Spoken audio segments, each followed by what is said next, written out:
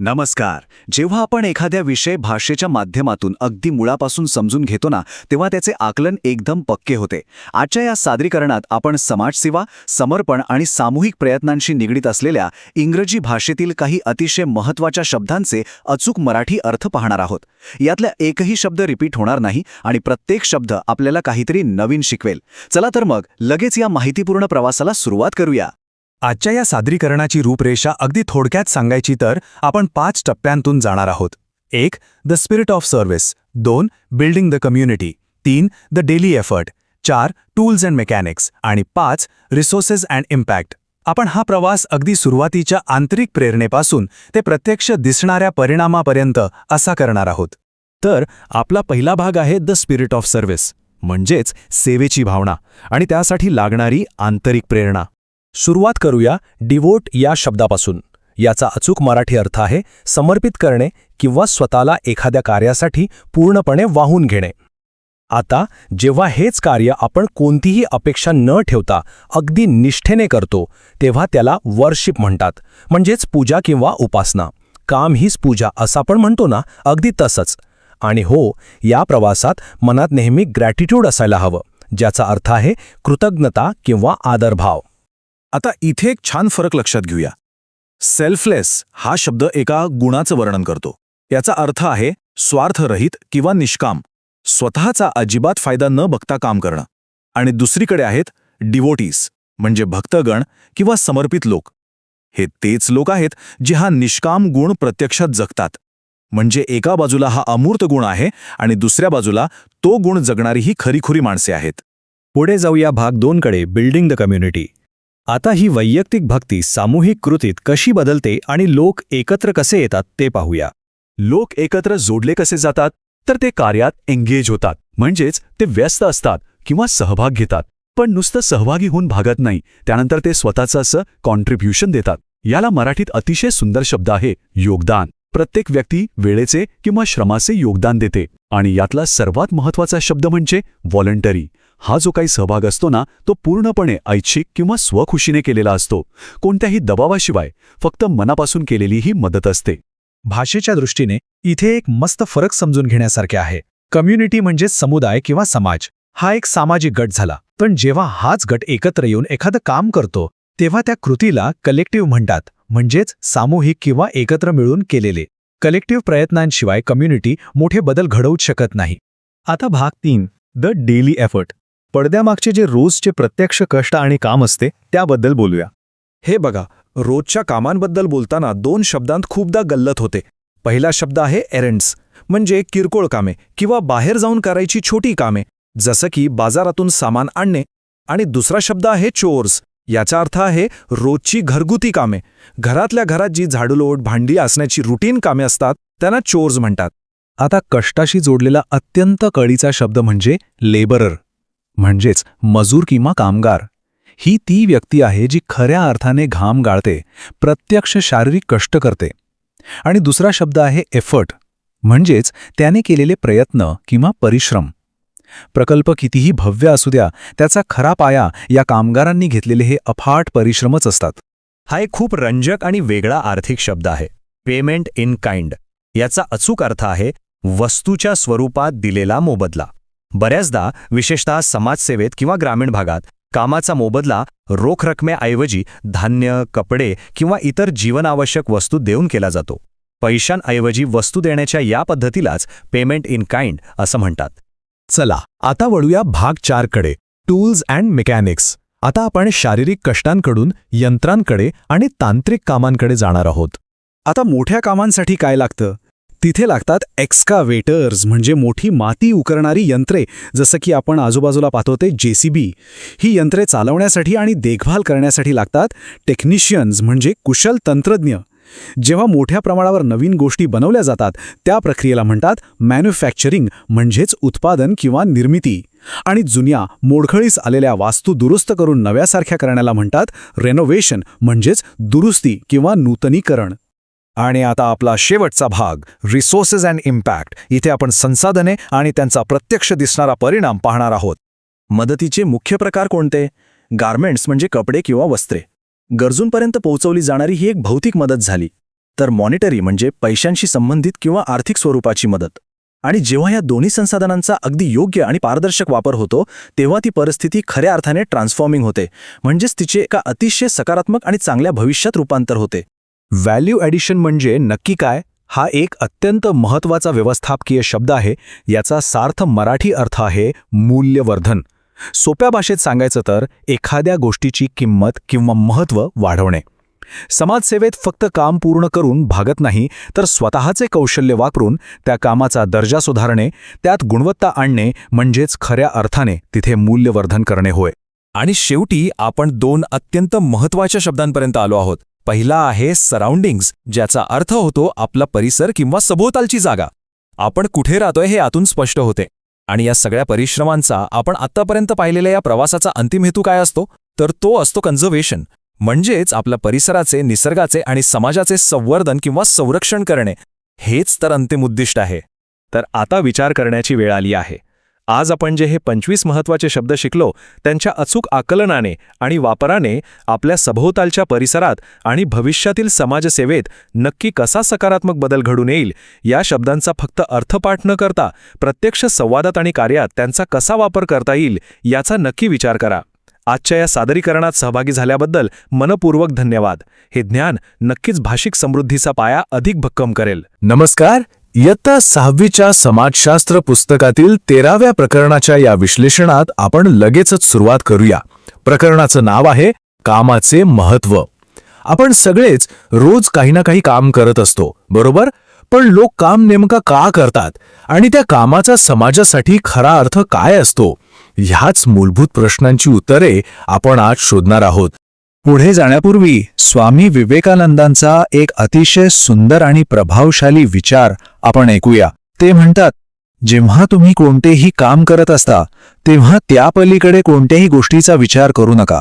त्याची पूजा म्हणून, सर्वोच्च पूजा म्हणून आराधना करा आणि त्या वेळेसाठी तुमचे संपूर्ण आयुष्य त्यासाठी समर्पित करा. समाजात केल्या जाणाऱ्या प्रत्येक कामामागचा सखोल हेतू समजून घेण्यासाठी यापेक्षा चांगली सुरुवात असूच शकत नाही. आजचा आपला प्रवास कसा असेल तर आपण सुरुवातीला कामाचा अर्थ समजून घेऊ, त्यानंतर आर्थिक क्रियाकलाप आणि त्यांचे मूल्य काय असते ते पाहू, मग बिगर आर्थिक क्रियाकलाप, सेवेची भावना, सामुदायिक सहभागाची ताकद आणि शेवटी या सगळ्याचा एक सारांश. पहिला विभाग, कामाचा अर्थ आणि आपल्या परिसराचे निरीक्षण. आपण आपल्या आजूबाजूला नजर टाकली तर रोजच्या जीवनातील कामाची सहज कल्पना येते. उदाहरणार्थ, अनु आणि कबीर त्यांच्या शेजारी राहणाऱ्या गीता काकूंना भेटत आहेत. गीता काकू नुकत्याच घरी परतल्या आहेत आणि त्या भारतीय हवाई दलाच्या अत्यंत अभिमानास्पद अशा गणवेशात आहेत. देशाची सेवा करणारा हा किती विशेष आणि सन्मानाचा व्यवसाय आहे, नाही का? आणि फक्त एवढंच नाही, एकाच वेळी आपल्या परिसरात कितीतरी वेगवेगळ्या गोष्टी घडत असतात. एका बाजूला आजोबा परिसरातील मुलांना मोफत भूगोलाचे धडे देत आहेत, तर दुसरीकडे आईवडील तयार कपड्यांचे गजबजलेले दुकान सांभाळत आहेत आणि एक आई शिवणकाम शिकवत आहे. प्रत्येक जण कोणत्या ना कोणत्या कामात अगदी मग्न आहे. दुसरा विभाग, आर्थिक क्रियाकलाप आणि मूल्य म्हणजेच कौशल्याचे अर्थशास्त्र. आता या सर्व कामांचे वर्गीकरण करणं खूप महत्त्वाचं आहे. सुरुवात करूया आर्थिक क्रियाकलापांपासून. सोप्या भाषेत सांगायचं तर जेव्हा कोणत्याही कामाच्या बदल्यात पैसा किंवा आर्थिक मूल्य मिळते तेव्हा त्याला आर्थिक क्रियाकलाप म्हणतात. ज्या कामातून थेट उत्पन्न मिळते ते आर्थिक काम. उदाहरणार्थ, शेतकरी आपला शेतमाल विकतो किंवा एखादा वकील फी मिळवतो. अगदी साधं आणि सोपं. मूल्यवर्धन म्हणजेच व्हॅल्यू ॲडिशन ही संकल्पना प्रत्यक्षात कशी काम करते हे आपण राजेश या सुताराच्या उदाहरणावरून समजून घेऊया. तो काय करतो तर तो आधी 600 रुपयांचे कच्चे लाकूड विकत घेतो. मग त्यावर स्वतःची विशेष साधने वापरतो, आपले कौशल्य लावतो, वेळ देतो आणि त्यातून एक सुंदर खुर्ची तयार करतो. हीच तयार झालेली खुर्ची तो बाजारात 1000 रुपयांना विकतो. आता इथे थोडं गणित समजून घ्या. 600 रुपयांच्या लाकडाचे झाले 1000 रुपये, म्हणजे हे वरचे 400 रुपये काय आहेत? तर हे 400 रुपये म्हणजे राजेशने स्वतःचे शारीरिक कष्ट आणि सुतार कामाचे कौशल्य वापरून निर्माण केलेले निव्वळ आर्थिक मूल्य आहे. यालाच खऱ्या अर्थाने व्हॅल्यू ॲडिशन म्हणतात. तिसरा विभाग, बिगर आर्थिक क्रियाकलापांचे स्पष्टीकरण म्हणजेच पैशांपलीकडील काम. पैशांचे मूल्य तर आपल्याला समजले, पण आता अशा कामांकडे वळूया ज्यांचा कोणताही पगार मिळत नाही. आपण रोहनचे उदाहरण घेऊया. तो आठवड्याचे 5 दिवस सॉफ्टवेअर इंजिनियर म्हणून काम करतो आणि त्याचा नियमित पगार घेतो. हे झालं आर्थिक काम. पण तोच रोहन सुट्टीच्या दिवशी तरुण मुलांना विनामूल्य संगणक शिकवण्यासाठी स्वयंसेवक म्हणून काम करतो. हे झालं बिगर आर्थिक काम. एकच व्यक्ती दोन्ही भूमिका किती छान निभावू शकते हे यावरून अगदी स्पष्ट होतं. असंच एक उदाहरण म्हणजे काव्याचे काका आणि काकू. काका बांधकाम साईटवर जड बुलडोजर चालून पगार मिळवत आहेत, पण त्याचवेळी काकू घरी चवदार जिलेबी बनवत आहेत आणि संपूर्ण घरकाम लिल्या सांभाळत आहेत. आता काकूंच्या या कष्टांना पैशांची किंमत जोडलेली नसली तरी त्याचे कौटुंबिक आणि भावनिक मूल्य प्रचंड मोठे आहे, बरोबर? त्यांच्या या कामाची पैशांत तुलनाच होऊ शकत नाही. चौथा विभाग, सेवेची भावना म्हणजेच निस्वार्थ सेवा. या मोबदला न मिळणाऱ्या कामाच्या संकल्पनेतूनच आपल्या संस्कृतीतील एक अत्यंत महत्त्वाचा शब्द पुढे येतो, तो म्हणजे सेवा. कोणत्याही परताव्याची अपेक्षा न ठेवता केवळ इतरांच्या भल्यासाठी आणि कृतज्ञतेच्या भावनेतून केले जाणारे काम. जशी आर्थिक कामे संपत्ती निर्माण करतात, तशीच ही सेवा समाजासाठी भावनिक आणि सामाजिक संपत्ती निर्माण करत असते. सेवा प्रत्यक्षात कशी असते याची अनेक उदाहरणे आपल्या अवतीभोवती असतात. उदाहरणार्थ, मंदिरात भक्तांना प्रसाद वाटणे असो किंवा सुवर्ण मंदिरात सर्वांसाठी मोफत चालणाऱ्या सामूहिक स्वयंपाकघर म्हणजेच लंगर असो. इथे येणाऱ्या प्रत्येकाला विनामूल्य अन्न मिळते. यामुळे समाजात जो सलोखा आणि एकोपा निर्माण होतो तो खरोखरच अतुलनीय आहे. पाचवा विभाग, सामुदायिक सहभागाची ताकद आणि त्याचा सामूहिक प्रभाव. आता हीच निस्वार्थ सेवा जेव्हा वैयक्तिक पातळीवरून मोठ्या चळवळीत बदलते तेव्हा काय चमत्कार घडतो याचा विचार करा. जेव्हा शाळे मुले स्वच्छ भारत अभियानात उत्स्फूर्तपणे सहभागी होऊन रस्ते स्वच्छ करतात आणि वन महोत्सवामध्ये झाडे लावतात, तेव्हा हे सामूहिक प्रयत्न एका राष्ट्राचे चित्र अक्षरशः बदलून टाकू शकतात. मूळपाठातील हे विधान अगदी अचूक आहे. या सर्वांच्या एकत्रित प्रयत्नांमुळे एक स्वच्छ घर, परिसर, समाज आणि राष्ट्र घडते. म्हणूनच कोणत्याही पैशांच्या नोकरीइतकेच अशा सामुदायिक मोहिमांमध्ये सहभागी होणे देशासाठी अत्यंत निर्णायक ठरते. सहावा आणि शेवटचा विभाग, सारांश आणि अंतिम विचार. आपण आज जे काही समजून घेतलं त्याचे मुख्य 3 मुद्दे असे आहेत. 1. आर्थिक क्रियाकलाप हे मोजता येण्याजोगे आर्थिक मूल्य निर्माण करतात. 2. बिगर आर्थिक क्रियाकलापांमध्ये पैशाचा समावेश नसला तरी त्यांचे महत्त्व खूप मोठे आहे. आणि 3. पगार नसलेले सामुदायिक काम हे समाज कल्याण आणि चांगल्या जीवनमानासाठी खूप मोठे योगदान देते. थोडक्यात सांगायचं तर एक निरोगी समाज घडवण्यासाठी सशुल्क व्यवसाय आणि निस्वार्थ सामुदायिक सहभाग या दोन्हींचे संतुलन असणं अत्यंत आवश्यक आहे. जाता जाता एक विचार नक्की करा. आपल्याकडे सणांच्या वेळी लोक एकत्र येऊन सजावट करतात आणि मिळून अन्न वाटतात. आता सांगा, हे बिगर आर्थिक क्रियाकलाप आहेत का आणि तरी त्यांना समाजात इतके मूल्य का असते? जेव्हा एखादा समाज केवळ आनंदासाठी एकत्र येतो तेव्हा त्यातून किती मोठी अदृश्य संपत्ती निर्माण होत असेल याचा विचार नक्की करा. याच प्रश्नासोबत हे विश्लेषण आपण इथेच थांबूया. Hey everyone, and welcome to this explainer. Today, we are taking a fascinating linguistic journey to master the bilingual vocabulary of social work and community building, bridging English and Marathi. You know, whether you're leading a grassroots project or just looking to expand your horizons, having the exact right words to describe your service is basically a superpower. So let's dive right in. So, how do we talk about changing the world? It's a massive question, right? To truly make an impact in our local neighborhoods, we actually need a shared language. By mapping a community project from English to Marathi today, we aren't just memorizing flashcards, we're actually learning how to organize and articulate a shared vision. To make this super seamless, we've broken our journey down into 5 logical stages. 1. The spark of devotion.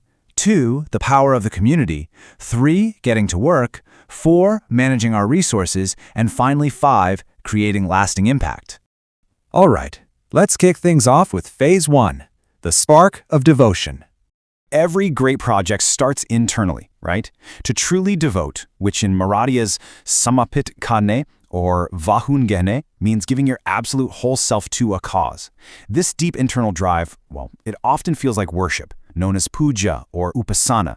It requires immense gratitude, krutadnetha or arabhav, and a completely selfless or swartharahit mindset. Only then do we become true devotees, bhaktagan, of our mission. Moving right along to Phase 2, Power of the Community. Individual devotion needs other people to become a true movement. Think about it. A single spark requires a community, or samudai, to actually catch fire. We have to actively engage, vyasta asne, with our neighbors. This kind of work is entirely voluntary, aichik, relying heavily on a collective effort, samuhiak, where absolutely every single person's contribution, yogdan, truly matters. Now, before we get into the heavy lifting, let's take a quick pause here. We're about to cross a pretty crucial bridge. We're taking those internal ideas of gratitude and community that we just mastered, and we're translating them into the physical, tangible action required to make a real-world project happen. That brings us to Phase 3, getting to work. This is literally where the rubber meets the road. Action usually starts small, often with just basic errands, kirkayo kame, and your daily chores, roadshri garguri kame. But eventually, you'll need the dedicated muscle of a laborer, major, and the specialized technical skills of technicians, tantradnya. Hey, from massive community builds, you might even need to bring in excavators, mati ukarnari yantre, to literally move mountains. Next up is Phase 4, Managing our Resources. Because, all of that hard work has to be supported by something. But here's the thing about community service. Resources aren't always just cash. Sometimes you rely on payment in kind. In Marathi, that's vastunche swarupa dilela mobadla. It's this beautiful concept of exchanging goods, services, or materials directly to get the job done, just using whatever wealth your community naturally holds. Logistics takes so many different forms. If you're running a local clothing drive, for instance, you're handling garments, kapade. You might seek monetary support, beishansi samidit, to buy essential supplies, or you might even eventually scale up your operations to full-scale manufacturing, utpadan. Nailing down these terms makes sure your back end runs just as smoothly as your front line. And finally, we reach Phase 5, Creating Lasting Impact. This is the real culmination of our journey. When you channel all of that intense effort, priyatna, it translates directly into incredible value addition, mulyavadan. It's amazing because you can literally watch the physical environment of your surroundings, parasar, change right before your eyes for the better. Ultimately, these efforts lead us to our biggest goals. We aren't just making tiny, small fixes here. We are transforming, rupantarit karne, our world. And through careful renovation, dristi, and the absolutely vital conservation, samvardhan, of what we've built, we ensure our hard work actually stands the test of time. So, I have to ask you, looking at all this, which of these efforts will you engage in today? We've mapped out the exact journey from a quiet internal spark of devotion all the way to physical conservation in the real world. You now have the exact vocabulary to organize, to plan, and to inspire in both English and Marathi. So take this knowledge out there and apply it. Keep learning, keep helping your community, and I will see you in the next explainer. Hey everyone, and welcome to This Explainer. Today we're diving into Chapter 13 of your social science textbook, The Value of Work. But, we're not just going to open to page 1 and start reading. Actually, scratch that. We're going to do something way more interesting. We're going to treat this chapter like a giant mystery box, and we're going to reverse engineer it. What I mean is, we are starting at the very end of the chapter and working our way completely backwards to the front page. Why? Well, sometimes seeing the final destination first makes the whole journey just make so much more sense. All right, you ready? Let's jump in. Okay, let's look at our roadmap. We'll start with community and social welfare, then the power of seva. Next up is adding monetary value, followed by salary versus volunteering. We'll then look at defining economic activities, before finally seeing everyday work in action. So, as promised, we are starting right at the very end. Section 1, Community and Social Welfare. Check out this before we move on section. It's basically the grand finale of your chapter. Notice that third point right at the bottom? It talks about how non-economic activities contribute to social welfare, personal well-being, and enhancing our overall quality of life. This is literally the ultimate secret of the whole chapter. The work we do, it isn't just about making money, right? It's about making our world a better place to live. Keep that massive goal in the back of your mind as we work our way backward. Flipping back a page, we hit 2 real-world examples of this community participation in action. Just look at the youth coming together to clean up the streets for the Swachh Bharat Abhiyan. They aren't getting a paycheck for this. And then check out the breathtaking scale of a langar at the Golden Temple. It's a massive community kitchen feeding thousands of people entirely for free. These are monumental examples of non-economic activities. They generate an enormous amount of value for society, but money never even changes hands. And this is another brilliant example from the same page, Van Mahotsav, the Festival of Forests. Communities literally get together for tree planting drives to promote conservation. When these students plant those saplings, they are literally planting the future. They're creating incredible value for the environment and, honestly, for all of us, completely voluntarily, without expecting a single rupee back. Section 2. The Power of Seva. Now that we know the big picture, we have to start categorizing these different types of work. Take a look at this checklist. I want to challenge you to play along for a second. Try to mentally guess which of these create monetary value and which are done just out of pure care. A baker? Yeah, probably making money. A tailor? For sure, likely for money. But what about item number 5? Parents cooking dinner for their family. Or number 7, a person taking care of a sick grandparent. Those are entirely different, right? They're driven by love, not cash. The book actually gives us a beautiful word for this kind of work, seva. It literally translates to selfless service. Just like that huge community kitchen we saw earlier, you see seva happening in temples, gurdwaras, mosques, and churches all the time. It's the kind of work that fosters a deep, profound sense of satisfaction and gratitude. It creates massive, totally irreplaceable value in our communities, but it operates entirely outside of the financial system. Section 3. Adding monetary value. Now, what's really interesting here is the major shift. We're going to look at the actual mechanics of how value is added through work done for money. Let's walk through this comic strip. This is Kavya's father, Rajesh. Rajesh is a carpenter. In step 1, he goes to the market, buys some plain raw wood for 600 rupees. In step 2, he uses his special tools, his time, and his physical effort to build a really nice chair. Then, finally, in step 3, Rajesh sells that finished chair in the market for 1,000 rupees. Okay, let's do some quick math. 1,000 rupees minus the 600 rupees he spent leaves us with exactly 400 rupees. So what is that 400 rupees? That is the exact monetary value of Rajesh's skill, his time, and his effort. He took raw materials and physically added value to them. And because this whole transformation involved payment and a market, it is officially called an economic activity. Moving right along to Section 4, Salary versus Volunteering. Now we're looking at the motivations for doing the exact same kind of work. Here's a cool story about a new highway being built near the village of Kamlapur. Kavya is visiting, and we get to meet her uncle. He's a highly dedicated technician, and he operates a massive bulldozer at the site. Now, for his specialized services, he gets a fixed monthly salary from the construction company. This is your classic textbook economic activity. He provides a service, and he gets a regular salary in return. Simple enough, right? But then we meet Anu's brother, Rohan. Rohan is a really fascinating case because he actually lives in both worlds. During the week, Rohan works as a software engineer making computer apps. He gets a salary for this, so boom, that's an economic activity. But on the weekends, Rohan volunteers at a youth development program teaching those exact same computer skills to young adults for totally free. Because he isn't being paid, that weekend teaching is a non-economic activity. It's the exact same skill set, but the category changes entirely based on whether money is involved. Take a look at these two photos here. You've got a kid helping their grandparent plant a garden, and on the other side, family members pitching in to paint and renovate a house together. Now ask yourself, are any of them getting a salary for this? No way. This really drives home the idea that a huge portion of the work that literally keeps our families and our homes running smoothly is non-economic care. It's incredibly valuable, just not in terms of cash.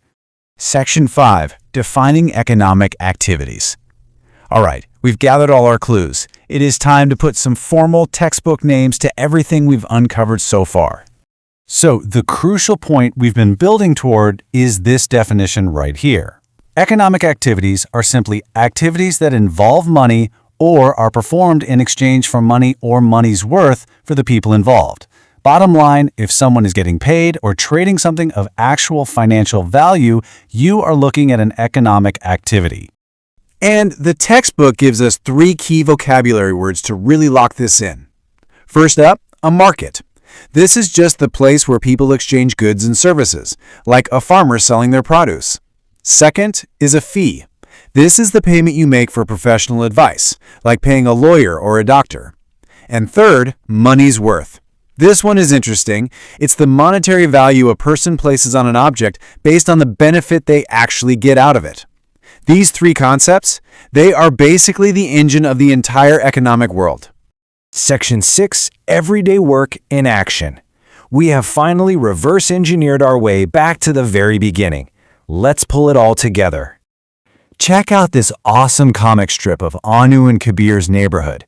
It's just this bustling ecosystem of work.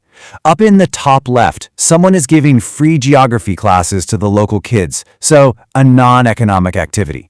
In the middle, someone is peacefully tending a vegetable garden. But then, down in the bottom left, Anu's parents are running a shop selling uniforms and garments, a super clear economic activity. Oh, and her mother even volunteers to teach stitching to women in the community on the side. The point is, economic and non-economic activities, they aren't totally separate worlds. They happen side by side, every single day, right outside your front door. Which brings us to this incredibly powerful quote featured on the first page of the chapter by Swami Vivekananda. When you are doing any work, do not think of anything beyond. Do it as worship, as the highest worship, and devote your whole life to it for the time being. I mean, wow. That beautifully ties the whole shebang together. It reminds us that absolutely all work has immense dignity and value. Whether you're cashing a paycheck as a software engineer or planting trees in your neighborhood for free. I want to wrap up this explainer by leaving you with these exact big questions printed right there on page 1. Because now that you've reverse engineered the whole chapter, you already know the answers. You know all about economic and non-economic activities, about adding monetary value, and the true power of seva.